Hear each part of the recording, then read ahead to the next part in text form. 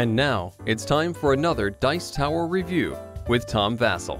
Hey everybody, I'm Tom Vasel, and today we're taking a look at a game called 28. Not maybe the greatest of titles. Now, I looked it up, and 28 is a very popular tram line in Portugal, and if you know that, great. If you're outside Portugal, it's probably not as popular. I might have called it Line 28. Anyway, it doesn't matter. In this game, you're running a tram, and you're picking up passengers and delivering them to destinations. That's it. A lot of games do that. This one has a nice, smooth feel to it, and it also comes with a bell. In this game, there's a certain number of monument cards based on a number of players that has to be finished to trigger the end of the game. We're going to talk about these because they're the only way to get points. Monument cards are 1 to 3 points, but as you collect them, you'll put them in front of you, connecting them to a row. You can put them on either side, and for each full ticket you make, you get an extra point. That's it. Points scores aren't very high in this game, so how do you go about getting them? On a player's turn, they have their tram here of their color in the middle of the table, and they have a board in front of them which can hold 2 passengers of each color. And on your turn, you take 2 actions. It can be the same action twice. Then you'll draw 4 cards from the ticket deck, which is made up of tickets of the 4 colors red, yellow, green, and blue. Now, what are your actions? Well, you can move. When you move, as an action, you move 1 space, you pay a card. Any color card doesn't matter. However, I could pay, for example, 4 green cards as 1 action to move 4 spaces. I can pay as many cards of the same color. When you move, you're going to follow the lines on the board, moving from stop to stop. So there are different places here.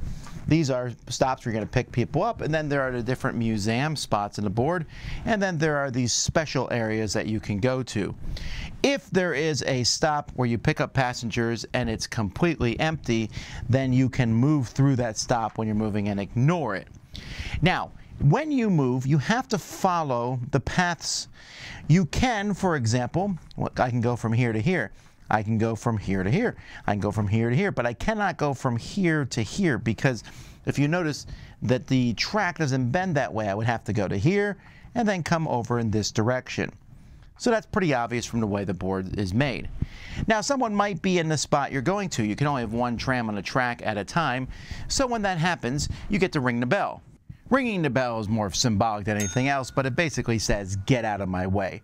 And you just push the other person to the next spot. In fact, you can push several people.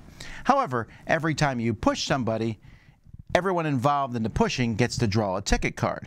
Although that can only happen once per round, no matter how many times you push / are pushed. Another thing you do besides move is pick up passengers. So if I want to pick up passengers from this spot, I need to pay cards equal to what's there. A yellow, blue, and green card to pick them up and put them in open spots in my tram. Now, I need to pay for all the passengers there, even if I'm not picking them all up. For example, if I already have 2 yellows in my tram and I don't have room for any more yellows, then I still have to pay for the yellow passenger. I just don't pick them up. And you can even push your luck a bit. You ring the bell again, and the person next to you is going to pull a random passenger from the bag.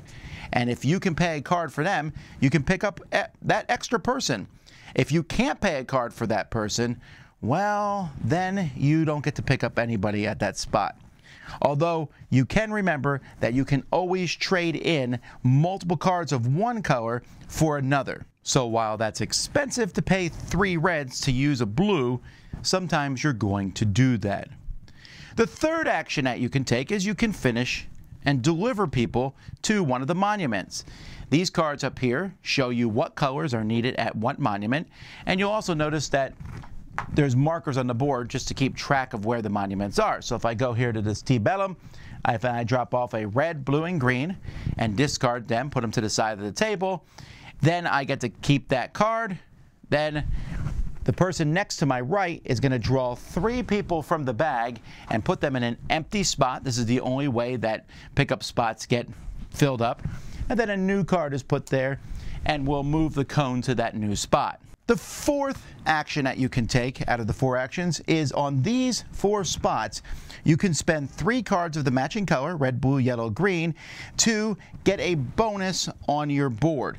And you'll just put this token here to show that you have that bonus. And you can get all 4 bonuses or no bonuses.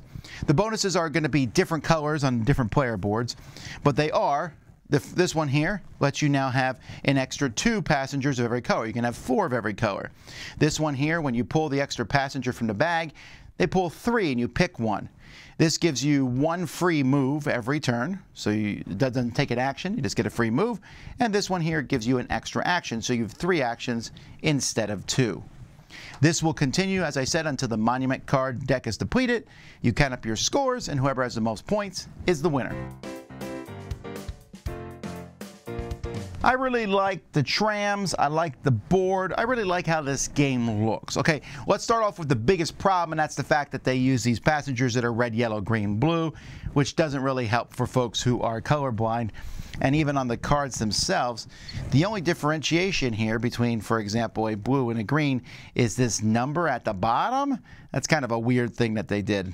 Well, I guess the names on the sides are different, but I don't know, I might have said green on it or something. But that's my biggest complaint. The board itself, I really like how it looks.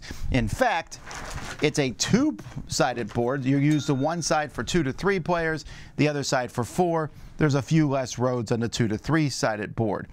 There's a bell, so it's your typical bell. And you don't need the bell in the game. It is fun. It is going to irritate people at tables nearby you.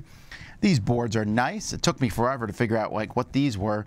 And then, oh, okay, that's what, it's not obvious, I think. I might have shaded these slightly red, yellow, green, and blue, like a lighter color there, or had a board that covered them up, and then you take it off and you can use them. But I guess I'm kind of being nitpicky at this point. The orange cones, while they're not particularly pretty, are really useful to figure out where stuff is on the board.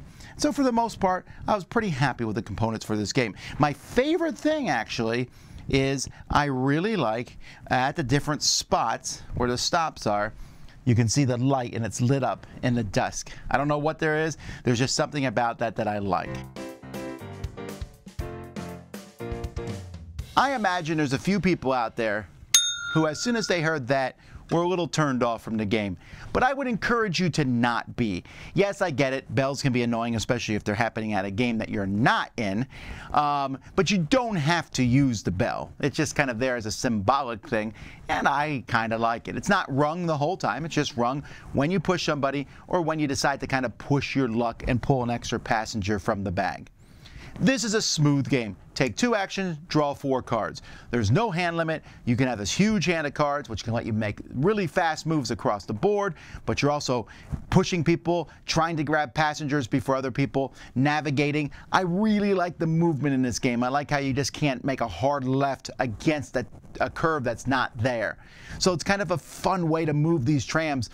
Outside of that, it's your general spend goods, pick things up, take them over here, drop them off before everybody else. And like I said, the scoring is just a few points. But it plays so easily. This is a nice, what I call welcoming game, a game that people can easily play, that you can teach people who haven't played many games before, and it's really easy to jump into. The trickiest thing in the game is the special abilities, and I do wonder that the free move is better than anything else there. It feels that way. I played a game where that was the first thing I took, and I felt great. I played a game where I deliberately did not take it, and I felt just stifled the entire game, because having 1 free move every round is a nice thing to do. And you can spend your first several actions just collecting cards and getting all the bonuses, but other people are going to pick up passengers and deliver them before you if you do that. So it's nice. It has a very simple, easygoing feeling to it. It feels similar to many other games out in the market, and yet a little different. I think this one's going to fly under a lot of people's radar. Amiibo games tend to do that sometimes, and they have some really good stuff. But This one I just felt was enjoyable, and people that I've taught it to have asked to play it again. It's been pulled out and taught by people to others. I think this one has the possibility of being a really fond memory for many families. Check it out. That's 28. I'm Tom Vasel, and you've been watching the Dice Tower. Dice Tower Judgment approved.